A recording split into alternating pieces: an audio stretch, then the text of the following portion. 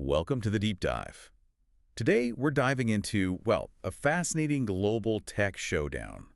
When we talk about the future of artificial intelligence, a lot of the conversation focuses on the big players. Right, the usual suspects. Exactly. The lightning-fast, market-driven dynamism of the United States, maybe, or the state-controlled ambition of China. But what if there's a third way? Hmm. What if a major player is charting a profoundly different course, one that could redefine what a digital future looks like for all of us? We're talking, of course, about the European Union. And what's truly fascinating here, I think, is that Europe isn't content to simply follow the pack. It's attempting to forge a distinct European way for AI. A European way. Yeah, one that balances this strategic trilemma of innovation, pretty stringent regulation, and crucially, digital sovereignty. So our mission in this deep dive is really to extract the most important nuggets, the key insights, from a comprehensive assessment we're drawing on a doctoral level report and various studies to help you understand this unique and maybe sometimes precarious balance Europe is trying to strike. And this isn't just about, dry policy detail. This deep dive is about how AI will integrate into your life, your work, the whole global digital order. We'll try and uncover the surprising facts and the core tensions that define Europe's bold gamble in the age of AI. Let's get into it. Okay, so at the very heart of Europe's AI strategy is this foundational principle they call trustworthy AI. Now, that sounds good, but what does it actually mean? Well, it's not just a catchy phrase, right? It's a really deliberate attempt to align technological advancement with fundamental human rights and democratic values. The aim is to put people, individuals, squarely at the center of AI development. Putting people first. Precisely. The overarching goal is to ensure AI systems are, well, safe, transparent, traceable, non-discriminatory, even environmentally friendly, interestingly, and always maintaining ultimate human oversight to prevent harmful outcomes. That sounds very different from the other big players you mentioned earlier. It is, yeah. A stark contrast, really. Compare it to the U.S., which largely prioritizes, national competitiveness, economic growth, security, or China's state-driven model, where AI is often seen as a tool for strategic advantage and, let's be frank, social control. So is this commitment to values, this trustworthy AI, just for Europe itself? Or do they really think they can export this vision globally? How powerful is this Brussels effect people talk about, especially with something as complex and fast-moving as AI? That's absolutely the ambition. The Brussels effect is Europe's strategy, fundamentally, to leverage its massive market size and its regulatory power to shape the global digital order. By codifying these human-centric principles into law, an extraterritorial legal framework like the AI Act, Europe aims to set a global benchmark. The idea is making its rules the de facto global standards for any company wanting to operate within its borders. And this plan, it hasn't just appeared overnight, has it? It's evolved. Oh, definitely. Europe's strategic thinking around AI has really matured. It started back in, 2018 with the Coordinated Plan on AI that was mostly about aligning policies and investments across member states. Trying to get everyone on the same page. Exactly. Then came the 2021 review, which had a much more urgent tone, a call to accelerate, act, and align, given how fast AI was developing. And this journey sort of culminates in the 2025 AI Continent Action Plan. AI Continent Action Plan. Sounds ambitious. It is. It's a much more assertive framework aimed squarely at, global leadership in trustworthy AI. And what's in this plan? What are the concrete elements? Well, if we connect this to the bigger picture, you can see a clear strategic learning curve.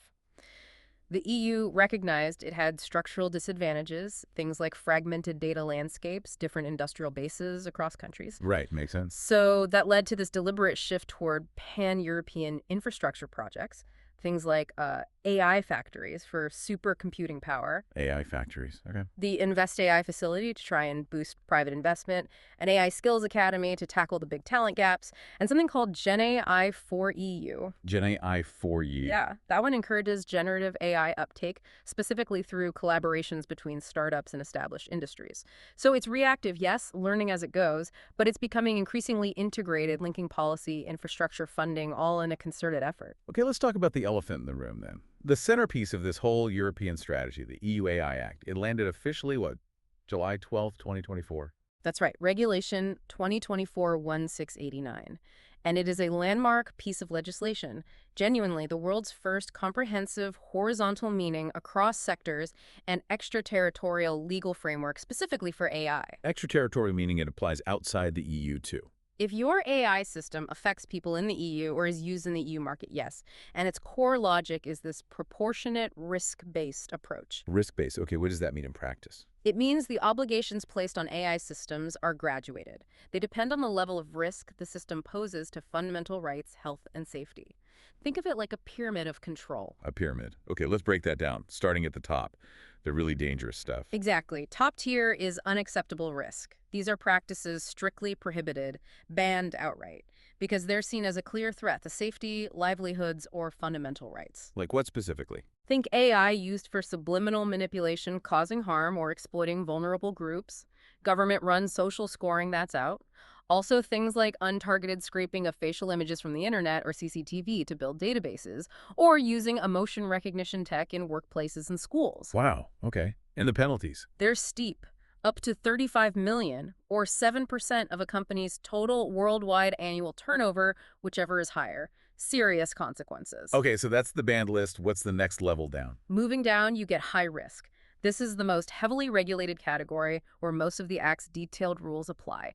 It includes two main types of systems. Your text. First, AI systems that are safety components of products already covered by existing EU product safety laws. So things like medical devices, cars, elevators, even toys. If AI is critical to their safety, it's high risk. Makes sense. And the second type? A second type are AI systems specifically listed in Annex 3 of the Act. This covers critical areas where AI could have a really profound impact on an individual's life or rights. Things like biometric identification systems, managing critical infrastructure like energy grids, AI used in education for scoring exams or in employment for sorting CVs. Also, access to essential services, think AI deciding on loan applications or benefits eligibility, and uses in law enforcement, migration control, and the administration of justice. So a lot of sensitive areas fall under high risk. A huge swath, yes. That's where the bulk of the compliance effort will focus. Okay, below high risk. Below that is limited risk. This level primarily triggers transparency obligations. Transparency, meaning? Meaning users need to know they're interacting with AI. So, for example, if you're talking to a chatbot, the system has to clearly inform you it's an AI, not a human. And any AI-generated content, like deepfakes, must be clearly labeled as artificially generated or manipulated. Got it. So disclosure is key there. And the bottom of the pyramid? And finally, at the base, you have minimal risk. These are largely unregulated systems. Think spam filters or AI in video games.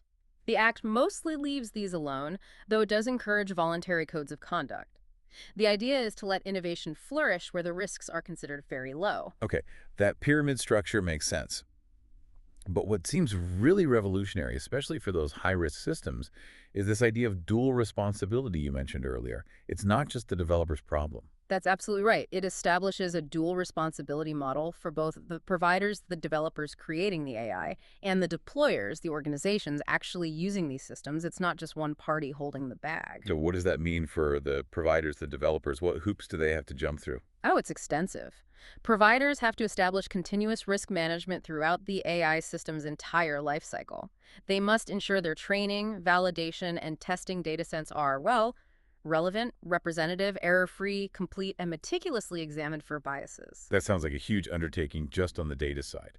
It is. And there's more. They need to maintain detailed technical documentation, ensure the system automatically keeps records logs, provide clear instructions for use and list limitations, design the system for effective human oversight, and guarantee accuracy, robustness, and cybersecurity. And Then they have to undergo a conformity assessment, basically proving they meet the requirements, affix the CE marking like you see on other products, register their high-risk systems in a central EU database, and establish ongoing post-market monitoring. It's an unprecedented level of scrutiny for software. wow.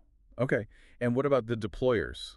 The companies or, say, government agencies using this high-risk AI, what are their responsibilities? They have significant obligations, too. If you're deploying a high-risk AI system, you must use it according to the provider's instructions. You have to ensure effective human oversight is implemented. You need to make sure the input data you feed the system is relevant and representative for your specific use case. So you can't just blindly trust the system. Absolutely not. You also need to maintain logs generated by the system, if possible. And if you're a public authority, you generally have to register your use of high-risk AI in a public database for transparency. Crucially, you need to assign competent, properly trained personnel for that human oversight role, specifically to mitigate what's called automation bias. Automation bias, that Hmm. tendency to just trust the machine. Exactly. The tendency to over-rely on the algorithm's output.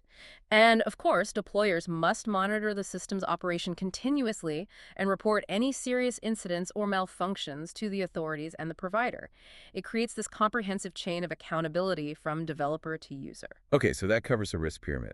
But what about those big, powerful models everyone's talking about, the ones behind ChatGPT and similar tools, Yeah. general purpose AI? Right. The Act includes a dedicated chapter specifically for general purpose AI or GPAI models.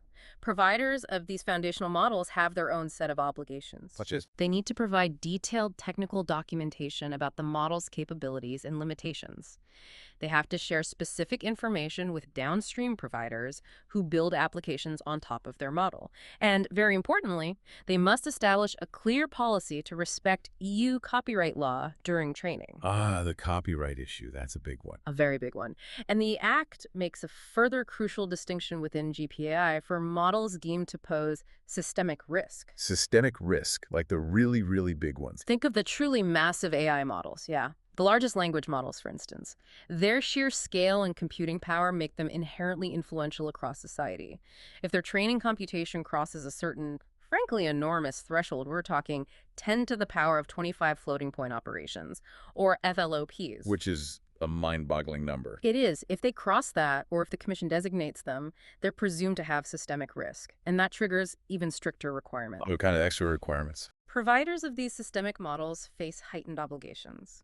Things like conducting state-of-the-art model evaluations, assessing and mitigating potential systemic risks, tracking and reporting serious incidents involving their model, and ensuring very high levels of cybersecurity. It's a recognition of their potential far-reaching societal impact. You know, here's where it gets really interesting for me. This whole extensive compliance regime, especially for high risk and these systemic GPAI models, it feels like it's not just about safety, is it? It feels like a powerful market-shaping instrument. How so? Well, it creates these incredibly high barriers to entry, right? Right. That could potentially favor the big established corporations with deep pockets who can afford the compliance burden.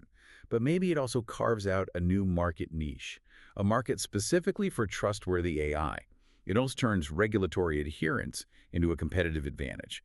It feels like active industrial policy sort of disguised as regulation. That's a very sharp observation. Absolutely. It inherently creates a differentiation point in the global market.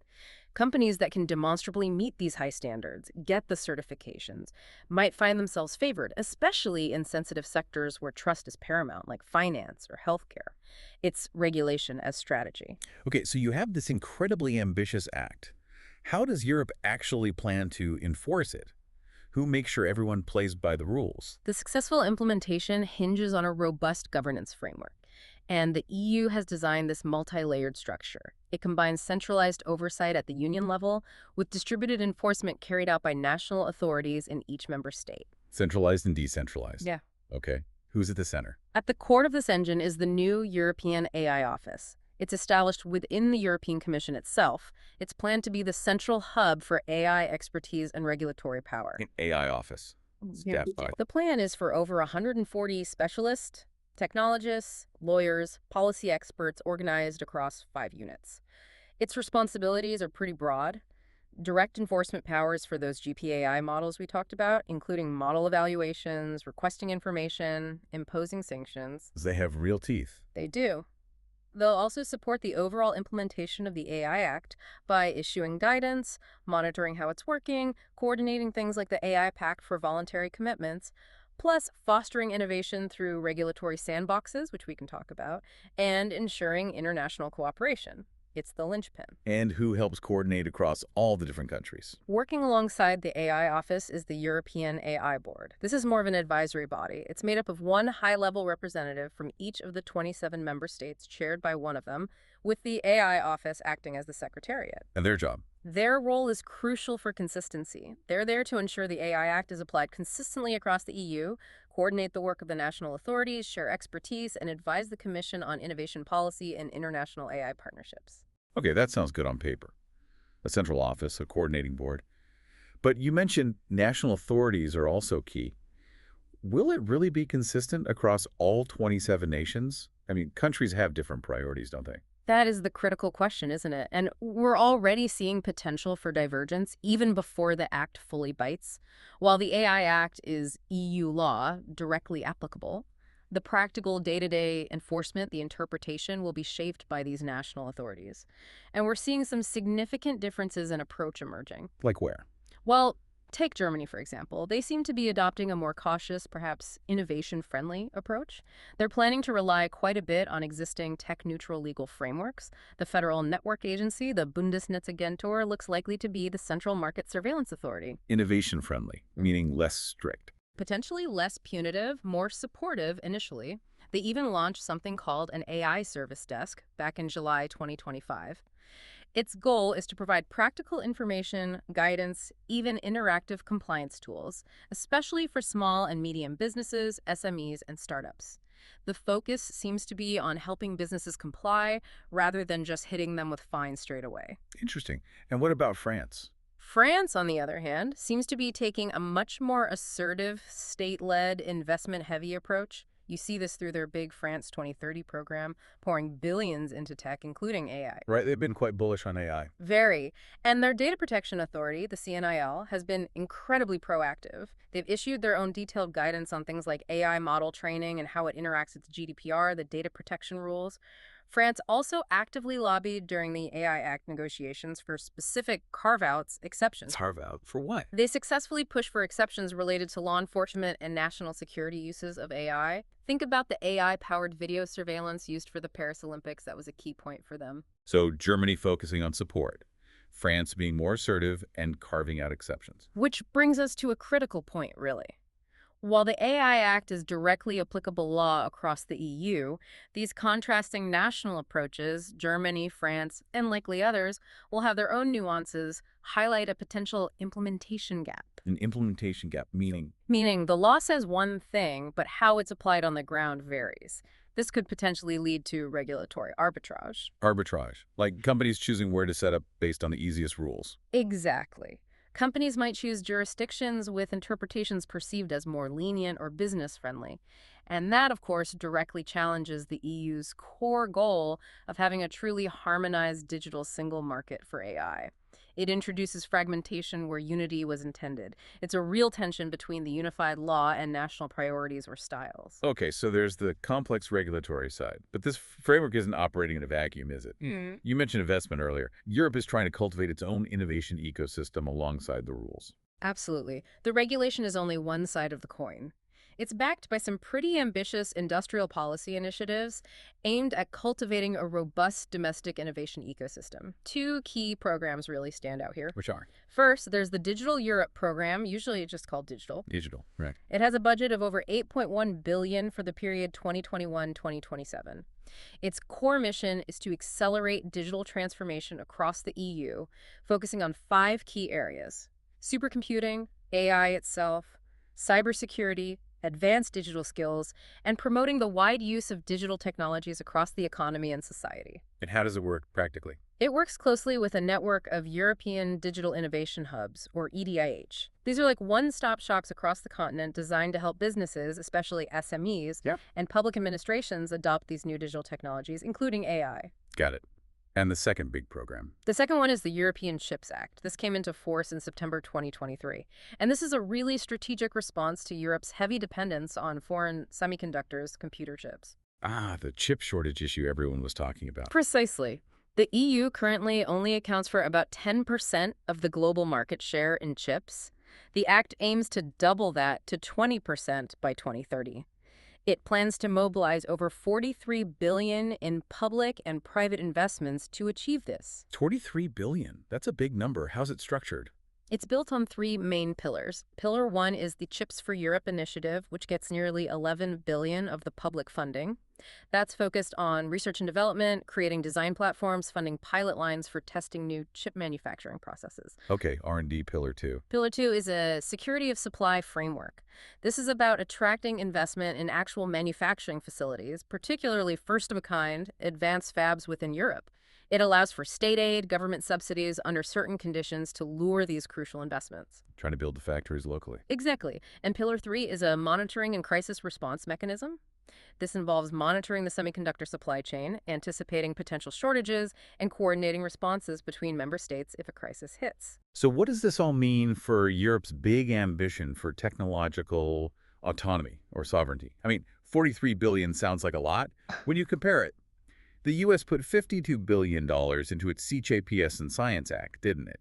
And China's investment is estimated to be way higher, maybe $150 billion by 2030. That's the crucial context. The EU's efforts are definitely happening in a fiercely competitive global environment. It really raises questions about whether this level of investment, even $43 billion, is truly sufficient for full technological autonomy, especially when you have aggressive U.S. policies that could potentially draw talent and investment away from Europe. It kind of feels like bringing a very good butter knife to a laser sword fight, doesn't it? It certainly highlights the sheer scale of the global challenge Europe faces. It's a significant investment, but maybe not transformative on its own compared to competitors. And the AI Act itself tries to foster innovation through another mechanism, AI regulatory sandboxes. Sandboxes, like Yep. safe spaces to experiment. That's the idea. These are controlled environments. The plan is for at least one per member state by August 2nd, 2026, where companies, with priority given to SMEs and startups, can develop and test innovative AI systems under the direct guidance and supervision of national authorities. And the goal. The stated purpose is twofold: foster business learning, letting companies experiment with less fear, and foster regulatory learning, helping authorities understand the tech better. Ideally, they offer more legal certainty, culminating in an exit report that could help with the formal conformity assessment later. But here's the paradox, or the catch, that really strikes me about these sandboxes. I read that the AI Act explicitly states that participating in a sandbox does not exempt innovators from civil liability if their AI causes harm during experimentation. Is that right? That is correct. There's no free pass on liability. So there's no real safe harbor from lawsuits. Exactly. This lack of a safe harbor from civil liability is a significant concern that's been raised, especially for risk-averse startups. The prospect of facing full liability for experimental technology, even when you're operating in a supervised sandbox environment under the regulator's eye, could be a powerful disincentive. Yeah, I can see that. It really raises the question of whether these sandboxes will be true spaces for bold innovation, for pushing boundaries, or if they'll end up being more like glorified compliance checks, limiting their effectiveness as incubators for genuinely cutting-edge, potentially disruptive AI. It's a real tension in the design. Okay, so we've covered the regulation, the investment, the innovation support. What about the actual impact? AI is poised to be this huge engine of economic and societal change across Europe, right? What do the forecasts say? The global forecasts are pretty staggering, yeah. Yeah. PwC, for instance, estimates AI could boost global GDP by 14%. That's $15.7 trillion by 2030. And Accenture projects AI could potentially double annual global economic growth rates by 2035. This is expected to be driven by, well, two main things: productivity increases from automating tasks and longer-term growth from entirely new AI-enhanced products and services. And what about Europe specifically? For Europe, the AI market itself is projected to grow significantly, from an estimated $66.4 billion in 2024 up to around $370.3 billion by 2030. That's rapid growth. However, there's always a however. Uh-oh. An IMF study looking at productivity gains specifically forecasts more modest cumulative gains for the EU, around 1% over 5 years from AI adoption. And this raises an important question, maybe a warning. The IMF also explicitly warns that the EU's own regulatory framework, the AI Act we've been discussing, could potentially reduce these economic gains by over 30% if it significantly slows down AI adoption in those regulated high-risk areas. So the regulation designed to build trust might actually dampen the economic boost. That's the potential trade-off, yes. A real tension between accelerating adoption for economic gain and ensuring safety and trustworthiness through regulation. Finding that sweet spot is the challenge. Can we get more specific? Yeah. What about particular sectors, like manufacturing? Yeah, there's some interesting quantitative analysis there. One study looking at manufacturing firms found that just a 1% increase in AI penetration, meaning firms adopting AI tools, correlates with a pretty substantial 14.2% increase in total factor productivity, or TFP. 14% increase from a 1% change. That's a massive efficiency boost. It really is, and the study suggests this happens through several channels. Things like value-added enhancement making better products, skill-biased enhancement firms hiring more high-skilled employees to work with the AI, and technology upgrading, basically. Adopting AI pushes firms to innovate more, leading to increased patent filings. It's about working smarter and creating new value. But the flip side of all this efficiency and change, the societal impact, particularly on jobs on the labor market, that must be huge. Undeniably. While AI creates new roles, it's definitely transforming existing jobs at scale and probably eliminating some. What kind of skills are becoming more important? An OECD report, which analyzed like a decade of online job vacancies, provides some clues. It shows a growing premium on management and business process skills. These were required in about two-thirds of AI-exposed vacancies. And more than half also demanded strong social, emotional, and digital competencies. It indicates a profound shift away from routine, predictable tasks towards skills that complement AI. Which sounds like a monumental challenge for Europe's social model, doesn't it, with its focus on worker protection and solidarity? Absolutely. It risks significant worker displacement in some sectors. It could widen the gap between high-skilled workers who can leverage AI and low-skilled workers whose tasks are automated, potentially exacerbating inequality. This demands massive reskilling and upskilling efforts on a societal scale. The European social model, built on principles of social protection and cohesion, really has to adapt to this new reality or risks severe disruption and unrest. It's a fundamental challenge. Okay, let's drill down into how the AI Act actually plays out in specific sectors. Yeah. You mentioned healthcare and finance earlier as high-risk areas. How does it impact them? Right. In healthcare, most AI tools intended for medical purposes, diagnostics, treatment recommendations, surgical robots, are likely to be classified as high risk under the Act. So they face the full suite of requirements. Exactly. Stringent requirements for conformity assessment, risk management, data governance, technical documentation, human oversight, accuracy, robustness, the whole 9 yards. Mhm. But crucially, these AI Act obligations don't exist in isolation. They interact, often complexly, with existing regulations. Like GDPR. Like GDPR, absolutely, which governs sensitive health data, requires a legal basis for processing, consent, etc., and also the medical device regulation, MDR, which already has its own strict rules for medical software. So developers in this space face this kind of dual, sometimes overlapping compliance burden. For example, the European Data Protection Board has clarified that even if an AI model doesn't directly store personal data after training, its internal parameters might still effectively embed personal information from the training set, meaning GDPR compliance is still necessary. It's incredibly complex navigating this. Okay, healthcare is complex. What about finance? You mentioned credit scoring being high risk. Yes, AI systems used to assess creditworthiness or make credit scoring decisions are explicitly listed as high risk, again, because of their profound impact on individuals' access to essential services like loans or mortgages. So what does the Act demand there? Providers of these financial AI tools must rigorously test for biases in their training data biases that could lead to discrimination and ensure their systems are accurate and robust. They need to provide clear documentation. And the banks or lenders using these tools, the deployers. They have responsibilities too under that dual responsibility model. They must ensure the input data they use is relevant and representative for their customer base. They absolutely must implement effective human oversight, allowing loan officers to monitor, question, and potentially override the AI's decisions. And they need to maintain logs for accountability.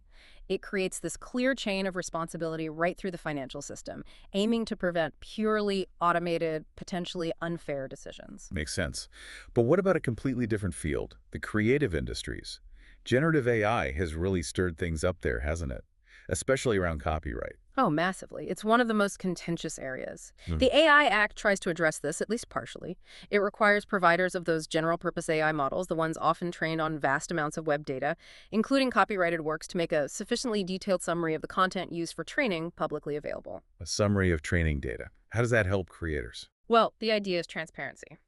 But it intersects awkwardly with the EU's 2019 Copyright Directive, which introduced specific exceptions for text and data mining, TDM, for research and, under certain conditions, for commercial purposes.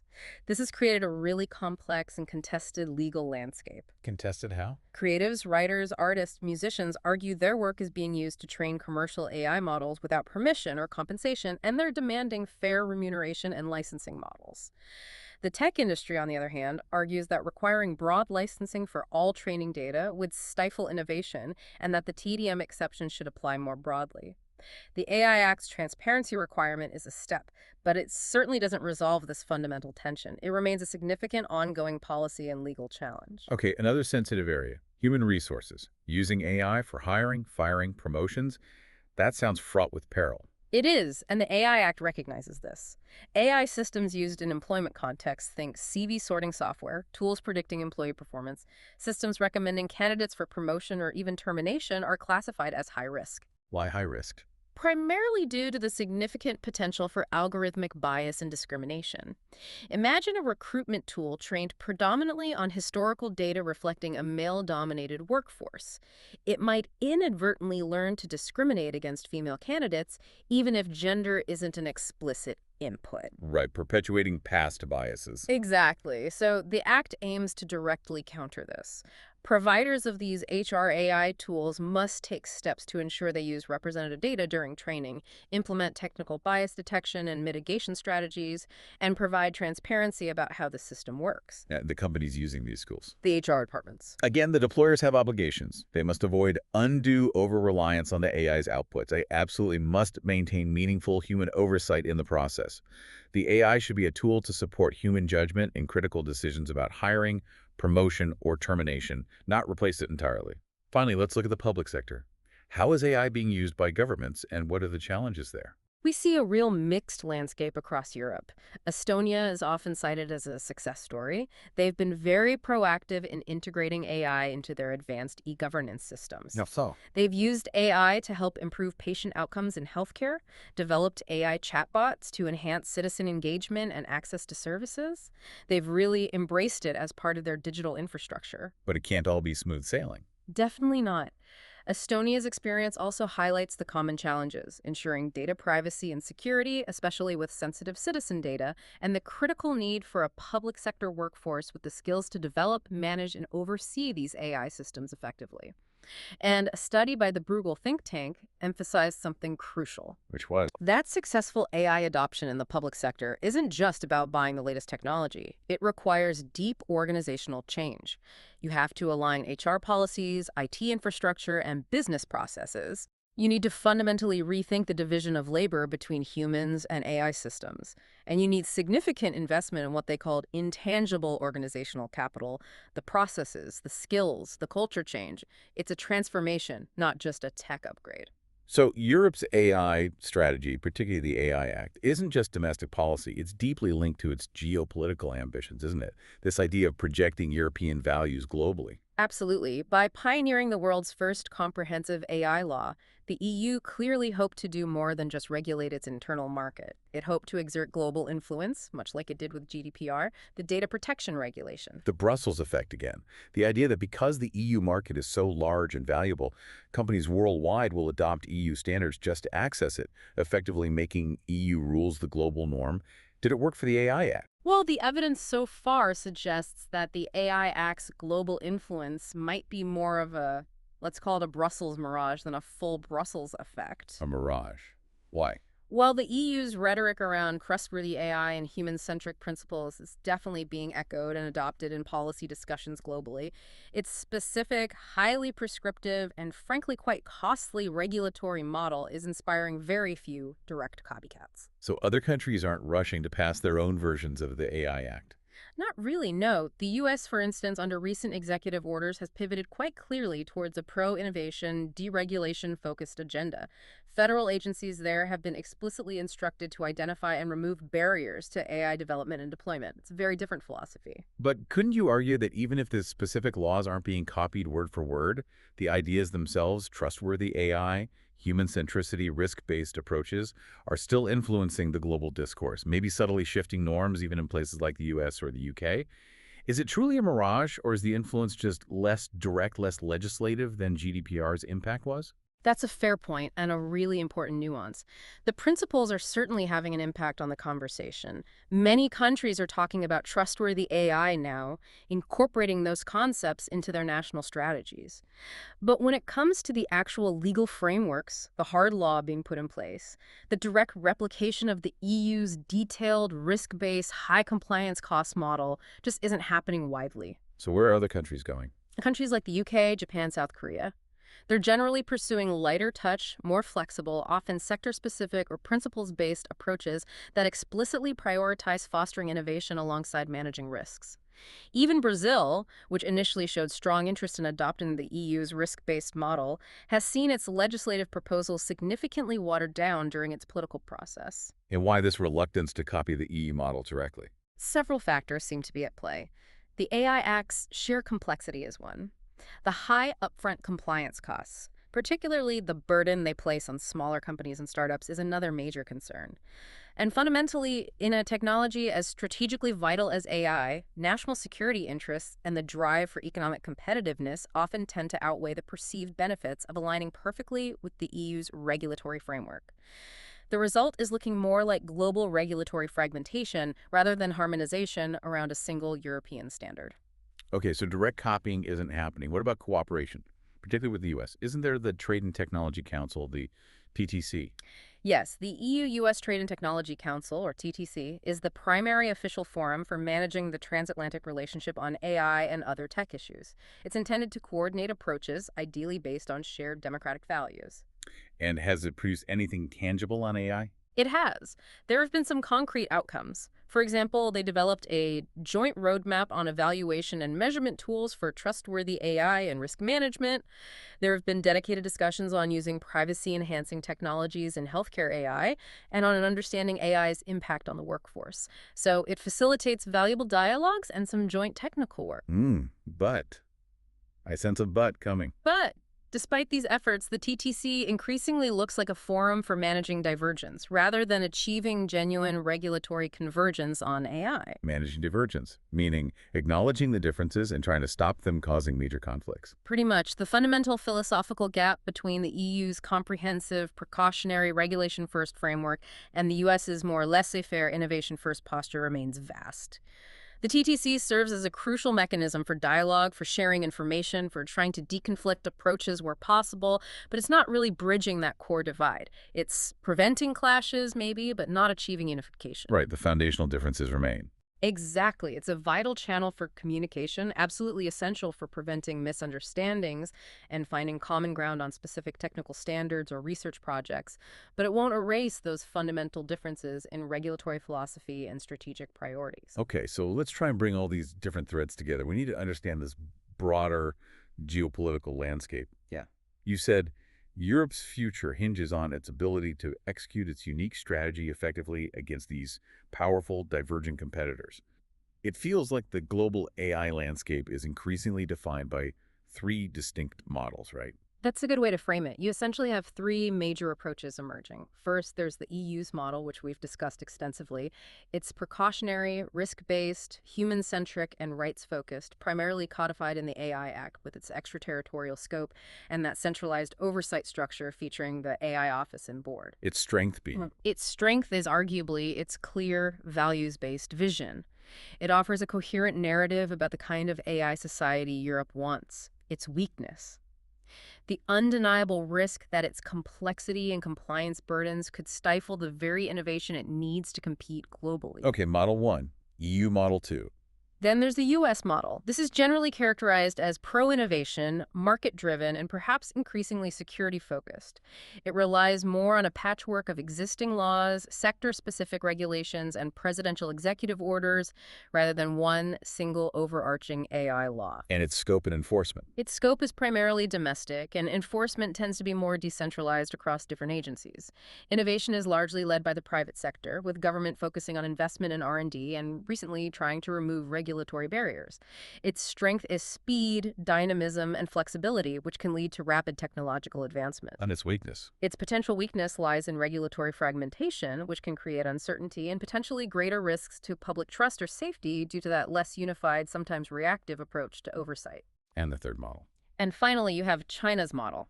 This is fundamentally a state-led approach characterized by massive, coordinated government investment and strategic direction.